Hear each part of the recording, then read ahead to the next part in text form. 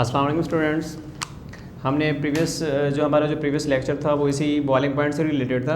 हमने इसका general introduction लिया था कि बॉइलिंग पॉइंट क्या होता है। हमारी डेफिनेशन क्या थी कि बॉइलिंग पॉइंट जो होता है वो डिपेंड करता है एक्सटर्नल प्रेशर के ऊपर, कि जिस तरह हम एक्सटर्नल प्रेशर को बढ़ाते जाते हैं उसी तरह से बॉइलिंग पॉइंट बढ़ता है, या जिस तरह से आप एक्सटर्नल प्रेशर को कम करते जाएंगे बॉइलिंग पॉइंट भी कम होता जाएगा। बॉइलिंग पॉइंट क्या था कि वो पॉइंट, वो टेम्परेचर जिस पे कोई भी लिक्विड बॉइलिंग स्टार्ट कर देता है। ठीक है, बॉइलिंग स्टार्ट करने के लिए अगर आप एक्सटर्नल प्रेशर बढ़ा देंगे तो जो मॉलिक्यूल्स होंगे वो वेपर्स की फॉर्म, मतलब उनके अंदर बॉइलिंग का प्रोसेस स्टार्ट नहीं हो पाएगा। उनको उतनी ज़्यादा एनर्जी चाहिए होगी उन एक्सटर्नल प्रेशर का मुकाबला करने के लिए। बेसिकली होता क्या है, एक्सटर्नल प्रेशर और इंटरनल प्रेशर जब दोनों इक्वलिटी में आ जाते हैं तो हम उसको बॉइलिंग पॉइंट बोलते हैं। ठीक है ना। हवा का प्रेशर नॉर्मली तौर पे जो स्टडी करते हैं, जो नेचुरली है वो हवा का प्रेशर, और उस प्रेशर के इक्वल जो मॉलिक्यूल्स का प्रेशर होगा, अगर वो इक्वलिटी में आ जाएंगे तो वो पॉइंट जिस पे जो मॉलिक्यूल्स बने उनका मुकाबला करने के लिए जो एक्सटर्नल प्रेशर था उसका जितना हमने टेम्परेचर दिया लिक्विड को, वो टेम्परेचर जो मॉलिक्यूल ने यूज़ किया वो टेम्परेचर क्या कहलाता है, उसका बॉइलिंग पॉइंट कहलाता है। The point at which liquid boil is called boiling point. इसका बेसिक टर्म क्या है कि मैंने अभी बताया कि बॉइलिंग पॉइंट डिपेंड करेगा एक्सटर्नल प्रेशर के ऊपर, कि जिस तरह आप एक्सटर्नल प्रेशर को बढ़ाएंगे बॉइलिंग पॉइंट बढ़ेगा, एक्सटर्नल प्रेशर को कम करते जाएंगे बॉइलिंग पॉइंट भी कम होता जाएगा। इसी से रिलेटेड कुछ टर्म्स हैं, हम इनको इसी से रिलेट करेंगे, और ये जो टॉपिक आपका according to MCQs and short questions most important है। अब यहाँ पे देखें, मैंने यहाँ पे लिखा है कि boiling point is directly proportional to the external pressure. इसका मतलब क्या है कि अगर आप जो है बॉइलिंग पॉइंट को, एक्सटर्नल प्रेशर को बढ़ाते हैं, अगर आप एक्सटर्नल प्रेशर को बढ़ा दें तो उसी हिसाब से बॉइलिंग पॉइंट भी बढ़ जाएगा। अगर आप एक्सटर्नल प्रेशर को कम करते हैं तो उसी हिसाब से बॉइलिंग पॉइंट भी कम हो जाएगा। रीज़न क्या है, क्योंकि ये डायरेक्ट का साइन है दरमियान में, तो डायरेक्ट का साइन ये बताता है कि अगर एक चीज़ बढ़ रही हो तो दूसरी भी उसी हिसाब से बढ़ेगी, अगर एक चीज़ कम हो रही हो तो दूसरी भी उसी हिसाब से कम होती है। अब इन्हीं दो पॉइंट्स को, कि अगर हम एक्सटर्नल प्रेशर को कम करें तो बॉइलिंग पॉइंट किस तरह कम होता है, या एक्सटर्नल प्रेशर को बढ़ा दें तो किस तरह से बॉइलिंग पॉइंट बढ़ेगा, यही चीज़ें हम इनको टू सेपरेट फॉर्म्स में इसको स्टडी करते हैं। फर्स्ट ऑफ ऑल पहला पॉइंट क्या है कि अगर एक्सटर्नल प्रेशर को आप क्या करते हैं, हायर बढ़ा देते हैं, इंक्रीज़ कर देते हैं, तब क्या होगा, किस तरह का चेंज आता है। अब देखें यहाँ पे हम इसको ऐसा करते हैं, जैसे कि आपके पास फॉर एग्जांपल यहाँ पे एक बीकर सा बना लेते हैं। ये आपके पास एक बीकर है, इसके अंदर लिक्विड मौजूद है, लिक्विड कोई भी, फॉर एग्जांपल आप वाटर कंसीडर कर लें। ठीक है ना। अब यहाँ पे क्या है कि एक्सटर्नल प्रेशर जो है वो हायर है, ये एक्सटर्नल प्रेशर है, एक्सटर्नल प्रेशर ज़्यादा है, और इंटरनल प्रेशर क्या है, कम है, ये इंटरनल प्रेशर है जो कि कम है। अब हमें क्या करना पड़ेगा, हम कुछ ऐसा प्रोसेस करें कि लिक्विड के जो मॉलिक्यूल्स हैं, जो लिक्विड का जो प्रेशर है जिसको हम इंटरनल प्रेशर बोल रहे हैं, ये इंटरनल प्रेशर, इसके मॉलिक्यूल ज़्यादा से ज़्यादा अपना प्रेशर क्रिएट करें, और वो प्रेशर इस एक्सटर्नल प्रेशर के बराबर चला जाए और हमारा बॉइलिंग पॉइंट अटेन हो जाए। आपने बॉइलिंग पॉइंट की तरफ जाना है ना, तो बॉइलिंग पॉइंट के लिए आपको क्या करना पड़ेगा, आपका जो लिक्विड था उसको तो हीट तो ऑलरेडी हम दे रहे थे, तो आपको हीट ज़्यादा देनी पड़ेगी। ठीक है, ताकि ज़्यादा मॉलिक्यूल्स जो हैं वो वेपर्स की फॉर्म में जाएँ, ज़्यादा मॉलिक्यूल्स की एनर्जी बढ़े, जितना मॉलिक्यूल्स की ज़्यादा एनर्जी बढ़ेगी मॉलिक्यूल्स की एनर्जी बढ़ेगी और मॉलिक्यूल्स का प्रेशर उसी हिसाब से बढ़ेगा, और ये जब इक्वल हो जाएगा एक्सटर्नल प्रेशर के, तब इक्विलिब्रियम कंडीशन क्या हो जाएगी, अटेन हो जाएगी। ठीक है, और वही क्या होगा, बॉइलिंग पॉइंट होगा। तो आपको क्या करना पड़ेगा, अगर एक्सटर्नल प्रेशर ज़्यादा हो, फॉर एग्जांपल इसको हटा दें और इसको हटा दें, इंटरनल प्रेशर कम है, एक्सटर्नल प्रेशर ज़्यादा है, तो आपको करना क्या पड़ेगा, लिक्विड रिक्वायर्स मोर हीट, तो लिक्विड जो होगा उसको क्या चाहिए, ज़्यादा हीट चाहिए। क्यों चाहिए, to equalize the internal and external pressure, ताकि इंटरनल प्रेशर ज़्यादा क्रिएट हो, वो एक्सटर्नल प्रेशर के बराबर हो जाए और आपका बॉइलिंग पॉइंट अटेन हो जाए। एक पॉसिबिलिटी ये है। दूसरा यहाँ पे है कि एक्सटर्नल प्रेशर अगर कम है, यही चीज़ हम इस तरह से लेंगे कि फॉर एग्जांपल यही आपके पास एक बीकर है, इसमें कोई भी लिक्विड, फॉर एग्जांपल इसके अंदर वाटर मौजूद है। अब यहाँ पे क्या है कि एक्सटर्नल प्रेशर क्या है, लो। अगर एक्सटर्नल प्रेशर लो है और इंटरनल प्रेशर क्या है, ज़्यादा, हाई है, इंटरनल प्रेशर जो मॉलिक्यूल्स हैं उनका प्रेशर ज़्यादा है। अब आपको किस तरह का चेंज नज़र आएगा, तब क्या होगा, लिक्विड रिक्वायर्स लेस हीट, तो आपको क्या करना, आपने इक्विलिब्रियम कंडीशन अटेन करनी है ना, तो इक्विलिब्रियम कंडीशन अटेन करने के लिए इंटरनल प्रेशर ज़्यादा है, तो आप क्या करेंगे, इसकी हीट को कम कर देंगे, लेस हीट। आपका जो भी सिस्टम है जिसको हम हीट दे रहे हैं तो आप उसकी हीट को कम करेंगे। कम करने का मकसद क्या होगा, and it boils at low temperature, जब वो कम टेम्परेचर पे बॉयल होगा तो उसका जो प्रेशर होगा, इंटरनल प्रेशर, वो भी कम होगा, वो एक्सटर्नल प्रेशर के बराबर होगा। जब तब उस वक्त क्या होगा, बॉइलिंग पॉइंट हमें अटेन हो जाएगा। कंडीशन समझ आ गई। दो कंडीशन हमने डिस्कस की। एक्सटर्नल प्रेशर हाई हो तो आपको लिक्विड जो होगा आपको उसको ज़्यादा टेम्परेचर देंगे ताकि इंटरनल प्रेशर भी हाई हो जाए, उसके बराबर हो जाए। ठीक है। दूसरी कंडीशन है कि अगर एक्सटर्नल प्रेशर लो है, इंटरनल प्रेशर आप टेम्परेचर ज़्यादा दे रहे हैं, बहुत ज़्यादा दे रहे हैं, वेपर्स बनते जा रहे हैं सारे, हमें बॉइलिंग पॉइंट अटेन नहीं हो रहा। बॉइलिंग पॉइंट क्या होता है, जब एक्सटर्नल और इंटरनल प्रेशर बराबर हो जाए, इक्वालिटी में आ जाए, तब वो पॉइंट जो होगा, वो टेम्परेचर जो होता है वो बताता है हमें कि उसका बॉइलिंग पॉइंट ये है। ठीक है ना। अब क्या होगा इस फॉर्म में, इंटरनल प्रेशर क्या ज़्यादा, एक्सटर्नल प्रेशर कम, तो आपने इसको बराबर करना है। मॉलिक्यूल ज़्यादा बन रहे हैं मतलब आप ज़्यादा हीट दे रहे हैं, काइनेटिक एनर्जी बढ़ गई है मॉलिक्यूल्स की, वो वेपर्स में जा रहे हैं, आपने इसको वेपर में जाने से रोकना है, इसकी इक्वालिटी, इसको इक्वल फॉर्म में लेके आना है। तो आप इसके टेम्परेचर को कम कर देंगे, जितना दे रहे हैं उससे कम करेंगे, तो मॉलिक्यूल्स का जो प्रेशर होगा वो उसी तरह से कम हो जाएगा, काइनेटिक एनर्जी कम हो जाएगी, तो वो इक्वालिटी में आ जाते हैं एक्सटर्नल प्रेशर के। तो हम बोलते हैं कि ये टू फॉर्म्स हैं जिसमें एक्सटर्नल प्रेशर हाई हो तो क्या करना है और एक्सटर्नल प्रेशर लो हो तो क्या करना है। ठीक है ना। हमने बॉइलिंग पॉइंट को यहाँ पे चेक करना होता है।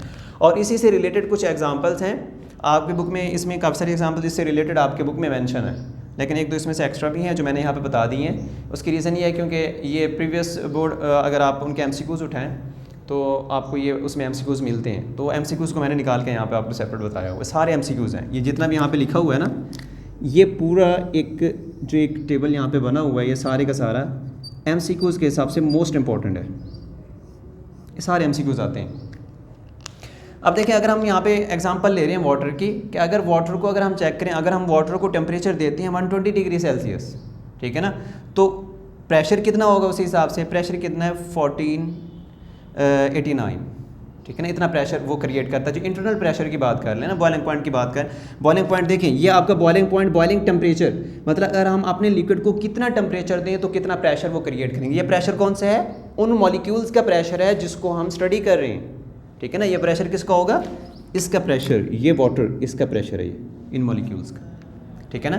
अब देखें, आप लिक्विड जो वाटर आपके पास है, अगर आप उसको 120 डिग्री सेल्सियस टेम्परेचर देते हैं तो कितना प्रेशर क्रिएट होता है, 1489 टॉर उसका यूनिट है।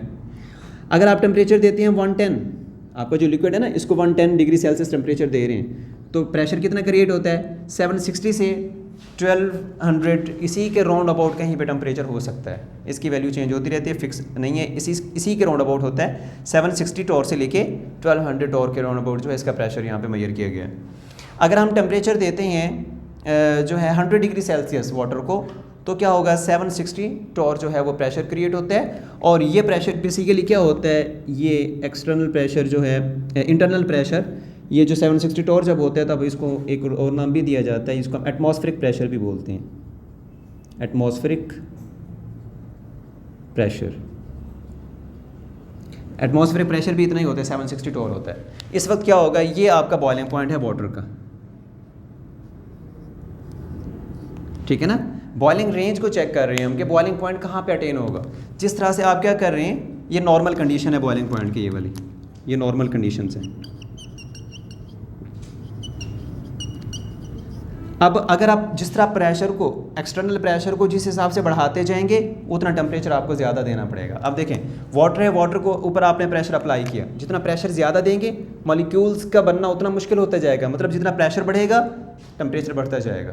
ठीक है ना। इंटरनल प्रेशर बढ़ेगा, आपने टेम्परेचर दिया, प्रेशर अप्लाई किया 1489 टॉर, तो उसी हिसाब से क्या होगा, प्रेशर आपको ज़्यादा देना पड़ेगा। आपने टेम्परेचर ज़्यादा देना पड़ेगा, प्रेशर आपने थोड़ा सा और कम किया, टेम्परेचर आपको कम देना पड़ा। आपने जो था प्रेशर थोड़ा और कम किया तो उसी हिसाब से टेम्परेचर क्या होता जा रहा है, कम होता जा रहा है। लेकिन अगले जो पॉइंट्स हैं, ये 700 टॉर, ये कौन से हैं, ये बेसिकली जो ये वाले दो पॉइंट्स हैं, अगले तो 98 एंड 69।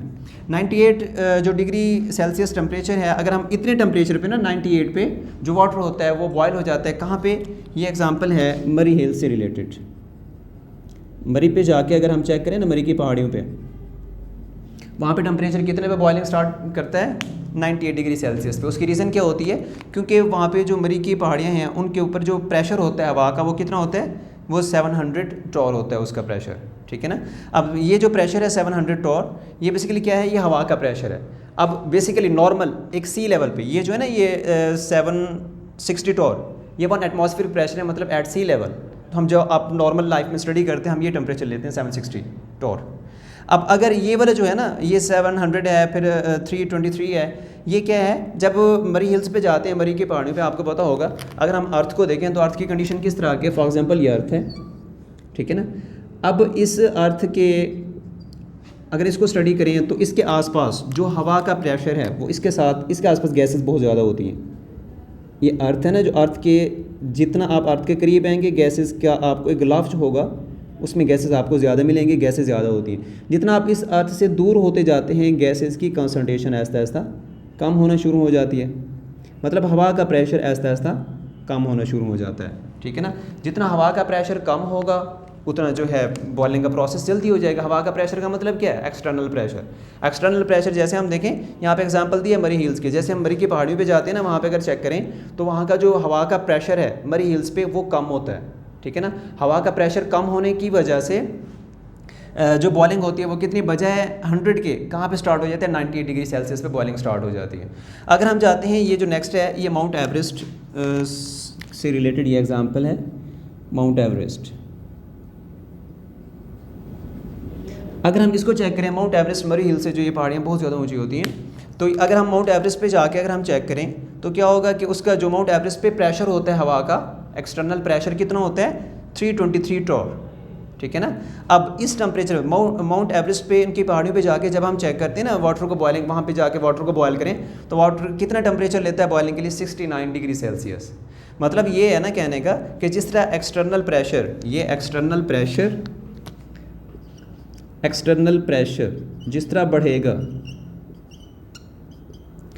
एक्सटर्नल प्रेशर जिस तरह से बढ़ेगा उस हिसाब से बॉइलिंग पॉइंट बढ़ेगा। सेम ये चीज़ जिस तरह से एक्सटर्नल प्रेशर देखें कम होता जा रहा है उसका बॉइलिंग पॉइंट भी कम होता है। ये सारी वाटर की एग्जांपल्स हैं डिफरेंट एक्सटर्नल प्रेशर पे, ठीक है ना। अब ये जो लास्ट है अगर हम नॉर्मल, ये 25 डिग्री क्या है, 25 डिग्री सेल्सियस, ये 25 डिग्री सेल्सियस जो है ये रूम टेम्परेचर होता है। रूम टेम्परेचर का मतलब है नॉर्मल टेम्परेचर, ठीक है ना। अगर हम रूम टेम्परेचर या नॉर्मल टेम्परेचर जो है इतना अगर हम दें तो आपको क्या कंडीशन अप्लाई करनी पड़ेगी, आपका जो प्रेशर होना चाहिए ना उसका, जहाँ पे उसको बॉयल कर रहे हैं वाटर को, अगर रूम टेम्परेचर पे बॉयल करना चाहते हैं तो आप कोई ऐसा इंस्ट्रूमेंट इस्तेमाल करें कि जो उसके अंदर जो हवा का प्रेशर वो कितना होना चाहिए, 23 के राउंड अबाउट होना चाहिए, 23.7। इस प्रेशर पर आप रूम टेम्परेचर के ऊपर वाटर को बॉयल कर सकते हैं। मकसद कहने का क्या हुआ कि जिस तरह हम ज़मीन से ऊपर होते जाते हैं ना, जितना आप ज़मीन से ऊपर होते जाएंगे हवा का प्रेशर कम होता जाता है। जिस तरह हवा का प्रेशर कम होगा, हवा के प्रेशर के कम होने का मतलब कि एक्सटर्नल प्रेशर कम हो रहा है, और जिस हिसाब से एक्सटर्नल प्रेशर कम होगा उसी हिसाब से बॉइलिंग रेंज भी कम हो जाएगी, बॉइलिंग टेम्परेचर क्या होगा वो भी कम होता जाएगा, ठीक है। जितना आप ज़मीन के करीब आते जाते हैं, ठीक है ना, ये सी लेवल, ज़मीन का जो ये वाला सतह इसको हम सी लेवल का नाम देते हैं, तो सी लेवल पे जो है कितना प्रेशर होता है, 760। ये जो है नॉर्मल है सी लेवल, हम इसको नॉर्मल लाइफ में स्टडी करते हैं। तो इस पे आते हैं तब क्या होता है कि कितने पे वाटर बॉयल होता है, 100 डिग्री सेल्सियस पे। अब ये वाला जो प्रेशर है ना, ये हम किसी भी फॉर्म में हम इसको आर्टिफिशियल प्रेशर कह सकते हैं। हम एक्स्ट्रा प्रेशर अप्लाई कर रहे हैं उस वाटर के ऊपर, एक्स्ट्रा प्रेशर अप्लाई करेंगे तो आप जितना प्रेशर आप बढ़ाते जाएंगे, एटमॉस्फेरिक प्रेशर तो है ना, हम उससे हटके एक और, फॉर एग्जांपल ये समझें, जस्ट एक समझने के लिए एक बता रहा हूँ कि ऐसे है कि आपके पास एक जो है यहाँ पे एक बीकर मौजूद है, ये कुछ भी है, कुछ हम इसके अंदर वाटर को बॉयल कर रहे हैं, कोई चीज़ पका रहे हैं, जैसे खाना घरों में पकाते हैं। इसके ऊपर ना इसको हमने हीट दी हुई है, ये यहाँ पे बनने का प्रोसेस हो रहा है। आप इसको बंद कर देते हैं एक किसी भी चीज़ से, फॉर एग्जांपल इसको ऐसे बंद कर दिया, इसको अगर ओपन कर देना तो इसके अंदर जो वाटर है वो कितने टेम्परेचर पे बॉइलिंग स्टार्ट करेगा, ये ओपन फॉर्म में आप इसको हीट दे रहे हैं, ये बॉइलिंग स्टार्ट करेगा 100 डिग्री सेल्सियस पे। क्यों? उसकी रीज़न ये है क्योंकि जो एटमॉस्फेरिक प्रेशर है वो कितना होता है, 760 टॉर होता है, ठीक है। उस पर कितना 760 टॉर पे 100 डिग्री सेल्सियस पे बॉइलिंग स्टार्ट हो जाती है। अगर ऐसा करते हैं कि ये जो हमारा एक जो बीकर था या बर्तन जो भी है, इसको हम किसी चीज़ से इसको बंद कर देते हैं, ठीक है ना। मतलब क्या हुआ, हवा का प्रेशर तो है जितना है 760 टॉर है, आपने क्या किया, एक्सटर्नल उसके ऊपर जो है एक प्रेशर आपने खुद से अप्लाई कर दिए, ठीक है ना। जितना आप इसके ऊपर ये वज़नी कोई भी चीज़ रखेंगे उतना एक्सटर्नल प्रेशर, ये आर्टिफिशियल प्रेशर है एक्सटर्नल प्रेशर, तो ये क्या होगा, जितना ज़्यादा होगा उतना आपको यहाँ पे टेम्परेचर ज़्यादा करना पड़ेगा बॉइलिंग रेंज को स्टडी करने के लिए। बॉइलिंग रेंज का कब पता चलेगा, आपने इसका ढकना दिया हुआ ना यहाँ पे, अब जब इसको टेम्परेचर दे रहे हैं, इसके मॉलिक्यूल्स बन रहे हैं, आपने देखा होगा कि ऐसा टाइम आता है कि जब प्रेशर बहुत ज़्यादा अंदर से हो जाए ना तो ये ढकना साइड पे हो जाता है। ये उस वक्त होता है जब प्रेशर बहुत ज़्यादा हो जाए अंदर का, तो इसके ढकना हटने से पहले जो एक लम्हा होता है, एक पॉइंट होता है, तो उस वक्त जो इंटरनल प्रेशर होता है वो एक्सटर्नल प्रेशर के बराबर होता है। जैसे ही थोड़ा सा इंटरनल प्रेशर बढ़ा, ये ढकना साइड पे हो जाता है। ठीक है ना। तो मतलब क्या हुआ, जितना आप एक्सटर्नल प्रेशर चाहे आर्टिफिशियली बढ़ा दें, किसी और मेथड से बढ़ा दें, जितना बढ़ाएंगे आपको टेम्परेचर उतना ज़्यादा देना पड़ेगा। जितना एक्सटर्नल प्रेशर को कम करेंगे उतना हमें टेम्परेचर भी कम देना पड़ता है। इसी से रिलेटेड कुछ एप्लीकेशंस हैं, ये मैं बता रहा हूँ, ये पॉइंट जितने भी ना सारे एमसीक्यूज से रिलेटेड हैं। फॉर एग्जांपल आपसे पूछा जाता है एमसीक्यूज में, द वाटर बॉयल्स एट मरी हिल्स, आगे आपको पॉइंट्स दिए जाएंगे 100 degree Celsius, 98 degree Celsius, 69 degree Celsius and so on. तो आपका पॉइंट कौन सा होना चाहिए कि वाटर मरी हिल्स पे कितने टेम्परेचर पे बॉयल होता है, 98 डिग्री सेल्सियस पे। या इसी तरह water boils at the pressure, external pressure is and at the Mount Everest, तो माउंट एवरेस्ट का जो प्रेशर होगा वो कितना होता है, कितने प्रेशर पे वाटर बॉइलिंग स्टार्ट करता है माउंट एवरेस्ट पे, प्रेशर कितना है 323। मतलब इस हिसाब से आपसे क्वेश्चन पूछे जाते हैं। या फॉर एग्जांपल एक और क्वेश्चन पूछा जाता है कि द बॉइलिंग पॉइंट ऑफ, यहाँ पे बता देता हूँ, boiling point of H2O and alcohol, ethanol, ये आपने पढ़ा हुआ है, एथेनॉल यहाँ पे लिख देते हैं, एथेनॉल। आपने क्या करना है, आपने बॉइलिंग पॉइंट बताना है वाटर का एंड एथेनॉल का। आपको यहाँ पे ऑप्शन दिए जाएंगे। फॉर एग्जांपल यहाँ पे ऑप्शन में देता हूँ, ए आपके पास ऑप्शन है सेम, बी आपका ऑप्शन है डिफरेंट, सी आपका ऑप्शन है यहाँ पे 98 डिग्री सेल्सियस से 100 degree Celsius and D option है आपके पास 70 डिग्री सेल्सियस से 90 डिग्री सेल्सियस फॉर एग्जांपल। तो आपको ऑप्शन कौन सा होना चाहिए? सबसे पहला काम आपने करना है कि आपको वाटर और एथेनॉल का बॉइलिंग पॉइंट पता होना चाहिए। वाटर का बॉइलिंग पॉइंट कितना होता है 100 डिग्री सेल्सियस सी लेवल पे, नॉर्मल लेवल पे जो हम स्टडी करते हैं। और एथेनॉल का बॉइलिंग पॉइंट जो आपने पिछला टॉपिक पढ़ा था उसमें एक टेबल हमने बनाया था, उसमें हमने एथेनॉल को स्टडी किया था। एथेनॉल का बॉइलिंग पॉइंट होता है 78.3 डिग्री सेल्सियस, ठीक है ना। तो इसका बॉइलिंग पॉइंट है 78.3 डिग्री सेल्सियस, इसका बॉइलिंग पॉइंट है वाटर का 100 डिग्री सेल्सियस। मतलब ये दोनों सेम नहीं है, डिफरेंट है, वैल्यूज़ डिफरेंट है, तो पहला पॉइंट तो गलत हो गया। फिर उसके बाद आप आ जाएं इनकी वैल्यूज़ के ऊपर कि वैल्यूज़ देखें। सी ऑप्शन में वैल्यू है 98 डिग्री सेल्सियस एंड 100, 98 मतलब वाटर की है और 100 एथेनॉल की है, ऐसा भी नहीं है, ये भी गलत है। अब इसको देख लें डी को 70 एंड 90, 70 किसकी वैल्यू है 70 डिग्री वाटर के लिए, फर्स्ट जो वाटर के लिए, सेकंड अल्कोहल के लिए, 90 अल्कोहल के लिए, तो ऐसा भी नहीं है। तो मतलब क्या हुआ, ये बी ऑप्शन आपके पास आ जाता है डिफरेंट। तो मतलब इसकी जो वैल्यूज़ हैं क्या हैं, डिफरेंट हैं, जितनी भी हैं लेकिन डिफरेंट है। ये आपका ऑप्शन जो है इसका आंसर ये बनता है बी ऑप्शन। इस तरह के भी एमसीक्यूज़ आते हैं, इस तरह इसको माइंड में रखना है। ये जो आपने यहाँ पे वैल्यूज़ बताई ये किसी भी तरह से एमसीक्यूज़ में आ सकती हैं। नेक्स्ट है एप्लीकेशंस। दो एप्लीकेशन यहाँ पे हम स्टडी करेंगे, प्रेशर कुकर को और वैक्यूम डिस्टिलेशन को, ठीक है ना।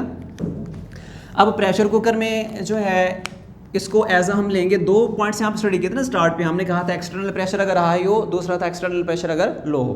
तो ये दो एप्लीकेशन उन्हीं से रिलेटेड। प्रेशर कुकर की एग्जांपल है, ये एग्जांपल फॉलो करती है एक्सटर्नल प्रेशर अगर क्या हो हाई। तो एग्जांपल कौन सी यहाँ पे आप दे सकते हैं, किसको एक्सप्लेन कर सकते हैं, प्रेशर कुकर को। दूसरे जो एप्लीकेशन है वो है वैक्यूम डिस्टिलेशन से। वैक्यूम डिस्टिलेशन में क्या होता है, एक्सटर्नल प्रेशर जो होता है वो लो होता है, ये उसी से रिलेटेड एप्लीकेशन है। फर्स्ट एप्लीकेशन किसकी है, अगर एक्सटर्नल प्रेशर हाई हो। दूसरी एप्लीकेशन है अगर एक्सटर्नल प्रेशर लो हो तो उसको वैक्यूम डिस्टिलेशन से रिलेट करेंगे। First application pressure cooker. Pressure cooker किसको फॉलो कर रहा है, एक्सटर्नल प्रेशर हाई। आपको पता होगा कि प्रेशर कुकर जो होते हैं ना, जस्ट एक आइडिया लेने के लिए मैं बता रहा हूँ। देखें फॉर एग्जांपल ये प्रेशर कुकर है, इसका हम क्या करते हैं, इसका जो ऊपर एक ढक्कन होता है ये बहुत मजबूती के साथ जुड़ा होता है इसके साथ, ऐसे इसका जो ढक्कन है ना ये बहुत मजबूती के साथ इस तरह से जुड़ा है, ठीक है। अब इसके अंदर जो भी चीज़ हम पका रहे हैं, जो भी इसके अंदर रखा हुआ है आपने, तो आपको जितना, मैंने अभी बताया कि जितना एक्सटर्नल प्रेशर आप बढ़ाते जाएंगे, चाहे आर्टिफिशियली बढ़ा रहे हैं किसी और मेथड से बढ़ा रहे हैं, जितना एक्सटर्नल प्रेशर ज़्यादा होगा उतना आपको टेम्परेचर भी ज़्यादा देना पड़ेगा, ठीक है ना। अब ये प्रेशर कुकर जो है ये इसका जो ढक्कन होता है बहुत मजबूती के साथ जुड़ा होता है, तो मतलब एक्सटर्नल प्रेशर हमने बहुत ज़्यादा एक हाई लेवल तक बढ़ा दी है, तो आपको उतना ज़्यादा टेम्परेचर देना पड़ेगा, ठीक है ना। अब देखें यहाँ पे क्या है, इसका एक प्रिंसिपल है, ये प्रिंसिपल की हेडिंग दे दें या आप इसको वैसे इस तरह से लिख दें, the boiling point of the liquid increases. Boiling point क्या हो जाता है, इंक्रीज हो जाता है प्रेशर कुकर के अंदर। क्यों इंक्रीज हो जाता है, क्योंकि बॉइलिंग पॉइंट के इंक्रीज होने का मतलब क्या है कि हमें टेम्परेचर बहुत ज़्यादा देना पड़ रहा है। उसकी क्या रीज़न है, the boiling point of the liquid increases with increase the external pressure, कि अगर आप एक्सटर्नल प्रेशर को जिस तरह बढ़ा रहे हैं, आपने एक्सटर्नल प्रेशर को बढ़ा दिया तो प्रेशर कुकर का बॉइलिंग पॉइंट इंक्रीज हो जाता है, ठीक है ना। अब किस तरह से, क्यों ऐसा होता है, क्योंकि प्रेशर कुकर क्या एक क्लोज्ड कंटेनर है, एक क्लोज कंटेनर मतलब हम जब उसको बंद कर लेते हैं एक क्लोज शेप आ जाती है उसकी मुकम्मल। दूसरा क्या है कि vapours of the water forms and can not allow to escape, के इसमें वेपर्स तो बन रहे हैं ना, ये जो आपका यहाँ पे जो है ना, यहाँ पे जो भी चीज़ आप इसके अंदर रखी हुई है इसके वेपर्स बन रहे हैं, ठीक है। वेपर्स तो बन रहे हैं लेकिन वेपर्स बाहर नहीं जा पा रहे, क्यों, क्योंकि उसकी सरफेस है वो बंद की हुई है हमने। अब वेपर जितने भी बन रहे हैं वो सारे के सारे इसी के अंदर हैं। नेक्स्ट क्या है कि डेवलप मोर प्रेशर, जब वेपर बाहर नहीं जा रहे, हम लगातार टेम्परेचर देते जा रहे हैं उसको, ठीक है ना, लेकिन वेपर्स बाहर नहीं जा रहे, वेपर इसी के अंदर मूव कर रहे हैं, ऐसे ऊपर जा रहे हैं, नीचे आ रहे हैं, ऊपर जा रहे हैं, नीचे आ रहे हैं, मतलब इसी के अंदर ही मूव कर रहे हैं। जितना टेम्परेचर बढ़ाते जाएंगे, आपको पता है कि temperature is directly proportional to the kinetic energy, जितना आप टेम्परेचर को बढ़ाते जाएंगे उसके अंदर जो मॉलिक्यूल्स हैं उनकी काइनेटिक एनर्जी बढ़ती जाएगी, मतलब उनके अंदर मूवमेंट, उनकी कोलिजन का प्रोसेस बहुत ज़्यादा हो जाएगा, स्ट्रॉन्ग हो जाएगा। तो मतलब क्या है कि डेवलप, इसके अंदर क्या चीज़ डेवलप हो जाती है, मोर प्रेशर डेवलप हो जाता है क्लोज कंटेनर की वजह से, क्योंकि इसकी सरफेस क्या है, बंद की हुई है। नेक्स्ट है बॉइलिंग पॉइंट। अब जब इसके अंदर इसका बॉइलिंग पॉइंट क्या हो जाएगा, इंक्रीज हो जाएगा, मतलब अगर आप इसका बॉइलिंग पॉइंट चेक करना चाहें तो आपको हाई एक लॉट ऑफ अमाउंट में आपको टेम्परेचर देना पड़ेगा। नेक्स्ट है कि मोर हीट इज़ एब्जॉर्ब्ड। अब इसके अंदर जो वाटर के मॉलिक्यूल्स हैं ना, अब इसके अंदर जो भी वाटर के मॉलिक्यूल यहाँ पे, जिसको भी फॉर एग्जांपल हम किसी एक मॉलिक्यूल की बात कर लेते हैं, ये इसके अंदर मॉलिक्यूल मौजूद है, हम जिस तरह इसको टेम्परेचर देते जा रहे हैं, अब वो वेपर जिसने बहुत ज़्यादा हीट ले ली, हमने क्या कहा था, ओपन सरफेस में ऐसा होता है कि टेम्परेचर जिसका 100 डिग्री सेल्सियस से टेम्परेचर बढ़ता है ना, वो मॉलिक्यूल वेपर की फॉर्म में कन्वर्ट हो जाता है। अब यहाँ पे मॉलिक्यूल जो थे उनका टेम्परेचर 100 से क्रॉस कर चुका है, लेकिन वो बाहर नहीं जा पा रहे, वो उसी के अंदर मौजूद हैं। जितनी आप हीट देते जाएंगे वो हीट कौन यूज़ करेगा, वो वाटर के मॉलिक्यूल्स के अंदर एब्जॉर्ब हो जाती है। जितना वाटर के मॉलिक्यूल के अंदर हीट एब्जॉर्ब होती जाएगी, उन मॉलिक्यूल्स की काइनेटिक एनर्जी भी उसी हिसाब से बढ़ती जाएगी। तो मॉलिक्यूल्स की काइनेटिक एनर्जी बहुत ज़्यादा बढ़ जाती है, मूवमेंट बढ़ जाती है, तो जिसके नतीजा क्या निकलता है, फूड कुक्ड रैपिडली, उसके अंदर जो भी फूड होता है वो बड़ी आसानी के साथ, बड़ी तेज़ी के साथ, बड़ी जल्दी के साथ पक जाता है। अब इसमें देखें, अब जैसे फॉर एग्जांपल यहाँ पे जो भी चीज़ यहाँ पे रखी हुई है, इतनी जल्दी पकने का मकसद क्या है कि आपने टेम्परेचर दिया, टेम्परेचर के देने से मॉलिक्यूल्स की मूवमेंट बहुत तेज़ी के साथ ही मूव कर रहे हैं, और जितनी तेज़ी के साथ ही ये मूव करेंगे, ये देखें फॉर एग्जांपल ये इस तरह से यहाँ पे इसको देख लेते हैं, यहाँ पे कोई भी चीज़ है, इसको आपने बंद किया हुआ है।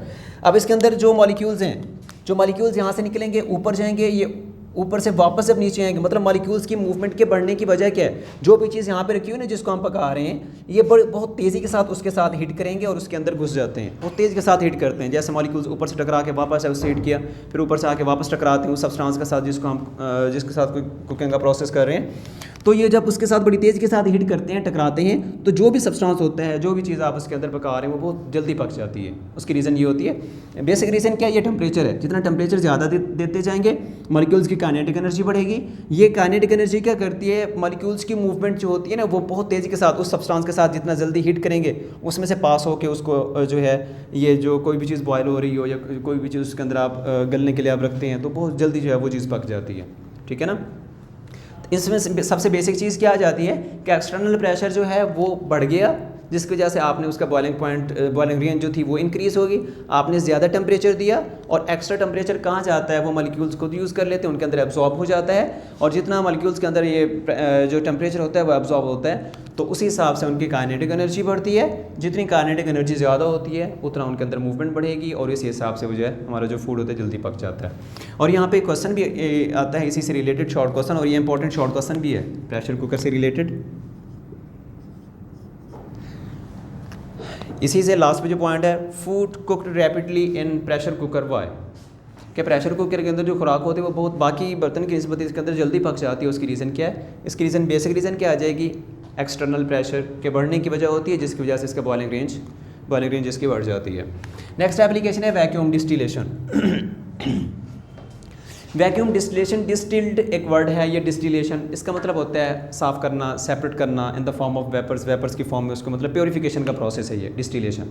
अब ये प्योरीफिकेशन का प्रोसेस हम किस तरह करते हैं, सबसे पहले आप इस पॉइंट को समझ लें कि डिस्टिलेशन क्या है। डिस्टिलेशन को सबसे पहले यहाँ पे देखेंगे, फिर वैक्यूम डिस्टिलेशन की तरफ हम बाद में आते हैं, ठीक है ना। डिस्टिलेशन के लिए हमारे पास एक इंस्ट्रूमेंट होता है, वहीं से आपको आइडिया हो जाएगा। फॉर एग्जांपल देखें, ये इस तरह एक फ्लास्क है। देखें डिस्टिलेशन के लिए यहाँ पे एक इस तरह के एक फ्लास्क ले लेते हैं। अब इस फ्लास्क को हमने जोड़ा हुआ है, इधर से ये फ्लास्क है, इसके अंदर लिक्विड जो भी है एक मिक्सचर सा है जिसको हम प्योरीफाई कर रहे हैं, वो इसके अंदर पड़ा हुआ है।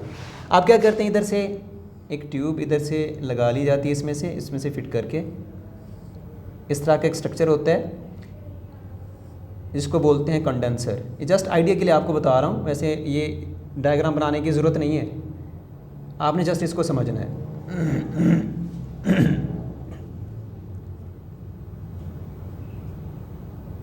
इधर से वाटर वगैरह पास किया जाता है, या और भी इस तरह के कुछ होते हैं, इधर से कोल्ड वाटर, इधर से हॉट वाटर निकल रहा होता है। अब इसी तरह ये जो एक ट्यूब है, ये ट्यूब आगे जो है यहाँ पे एक बीकर वगैरह रख देते हैं।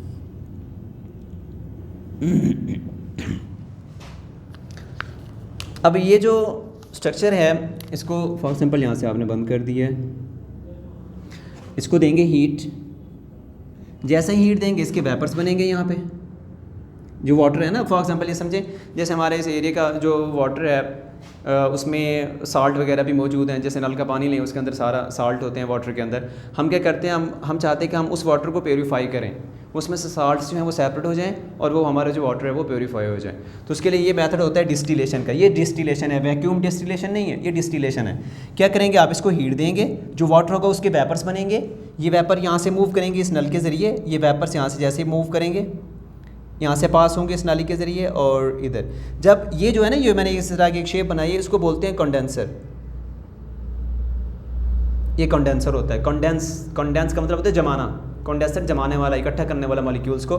वेपर्स यहाँ से निकले, ठीक है ना, मॉलिक्यूल्स जैसे ही वेपर्स इसमें से पास होते हैं, ये उनके अंदर जो काइनेटिक एनर्जी होती है ना, किस वजह से होती है, टेम्परेचर। जो हमने टेम्परेचर दिया, ये क्या करेगा, कंडेंसर उसका टेम्परेचर को वहाँ से एब्जॉर्ब कर लेता है। जैसे ही टेम्परेचर यहाँ से एब्जॉर्ब होगा, जो मॉलिक्यूल्स होंगे उनके दरमियान मॉलिक्यूल क्लोज हो जाएंगे। जैसे टेम्परेचर कम होगा, जैसे मॉलिक्यूल्स क्लोज होंगे, उनके दरमियान इंटरमोलेकुलर फोर्सेस, हाइड्रोजन बॉन्डिंग क्रिएट हो जाएगी। वो वेपर से किस में कन्वर्ट हो जाते हैं, लिक्विड में। अब ये जब यहाँ से पास होते हैं इस बीकर के अंदर, इनको सेपरेट कर लिया जाता है। अब ये आपके पास प्योर H2O है, प्योर H2O, ये प्योर फॉर्म में होता है। अब देखिए ये जितना भी वाटर है वो इवेपोरेट होके यहाँ से हमने उसको सेपरेट कर लिया, ठीक है ना। अब ये जो यहाँ पे क्या चीज़ बच जाती है, लास्ट में जब सारा वाटर इवेपोरेट हो जाता है तो यहाँ पे जो साल्ट्स होते हैं वो पीछे यहाँ पे बच जाते हैं, जो उसके अंदर मिक्स थे, जो हमें नज़र नहीं आ रहे थे।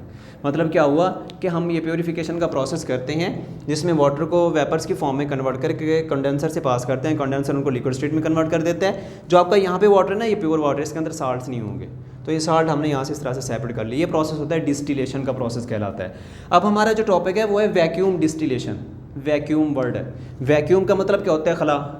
मतलब क्या है, आपने उसके प्रेशर को एज अ वैक्यूम, मतलब वहाँ से हवा को आपने निकाल देना है। वैक्यूम ऐसी जगह होती है जहाँ पे एयर का प्रेशर बहुत कम हो या ना होने के बराबर हो, ठीक है ना। अब ये जो है आप क्या करते हैं, फॉर एग्जांपल इस जगह पे इस ट्यूब के साथ यहाँ पे एक हम लगा देते हैं, इस तरह एक नाली सी होती है और ये कनेक्ट होती है वैक्यूम पंप के साथ। सेम वही स्ट्रक्चर वही है, जस्ट थोड़ा सा उसके अंदर चेंज कर रहा हूँ।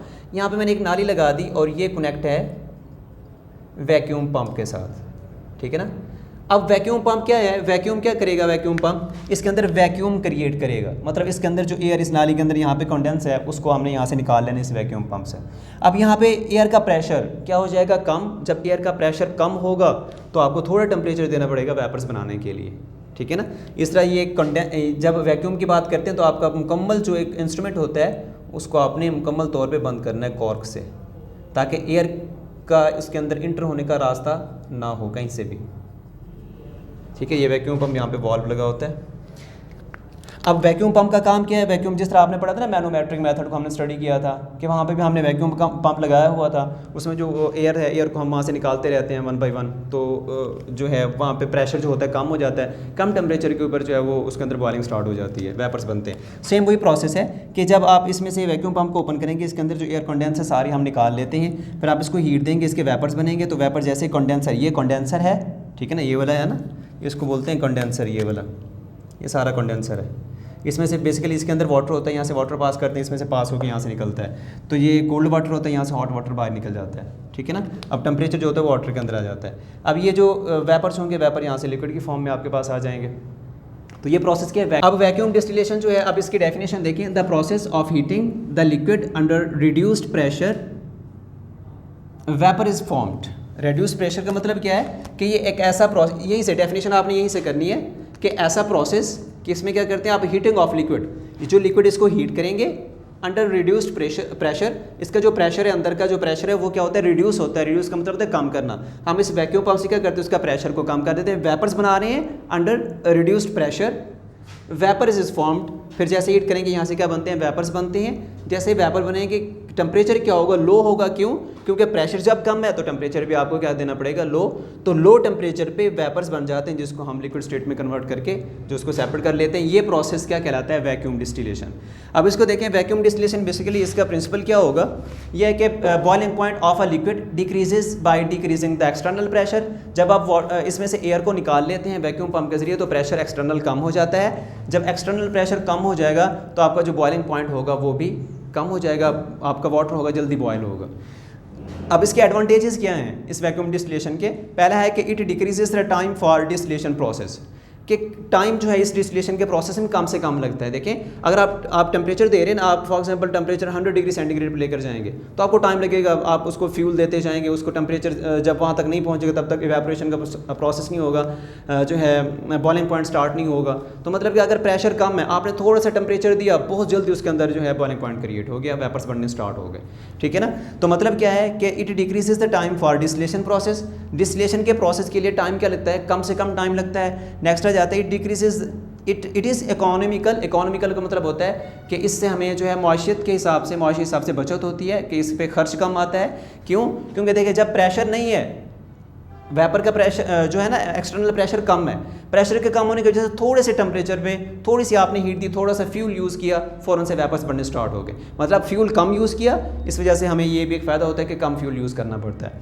नेक्स्ट है decomposition of many substances can be avoided, कि कुछ ऐसे सब्सटेंस होते हैं कि जो ना हाई टेम्परेचर पे जो उनके बॉइलिंग रेंज पे पहुंचते हैं ना, वो डिकम्पोज हो जाते हैं। कुछ ऐसे सेंसिटिव सब्सटेंस होते हैं, तो उन सेंसिटिव सब्सटेंस के लिए हमें क्या करना पड़ता है, ये वैक्यूम डिस्टिलेशन का प्रोसेस करते हैं कि हम जो हवा का प्रेशर होता है वो हम निकाल लेते हैं।